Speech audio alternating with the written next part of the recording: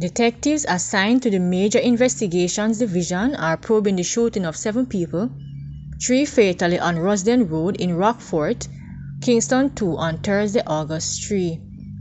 The deceased are 22-year-old Warren Benjamin, fisherman of Adestra Road, Kingston 2, 19-year-old Raheem Walters, construction worker of Belmont Road, Kingston, and an unidentified male believed to be in his mid-20s, about 178 cm or 5 feet 10 inches long, with an owl tattooed on its throat and a lion on its left forearm.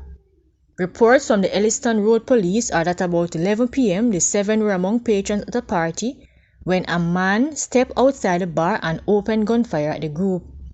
When the shooting subsided, 7 people, including 2 women, were seen with gunshot wounds. The police were summoned and they were taken to hospital. 3 were pronounced dead while the others were admitted in stable condition. Investigations continue. A man who fled his community for almost a year after reportedly killing another during an altercation in St. Elizabeth was tracked down by the police in Kingston and charged with murder. Charged with murder, illegal possession of firearm, illegal possession of ammunition, and using a firearm to commit a felony is 36-year-old Seymour Mullins of Jointwood District in the parish. The deceased has been identified as 22-year-old Teville Green, otherwise called Frass, of the same community. Reports from the Black River Police are that on September 24, 2022, Green and Mullins were patrons at a bar in their community.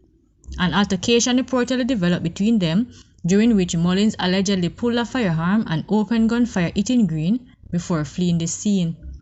The police were summoned and Green was taken to hospital where he was pronounced dead on arrival. Mullins was arrested during an operation in Kingston on Monday, July 31. He gave a caution statement to the police and was later charged.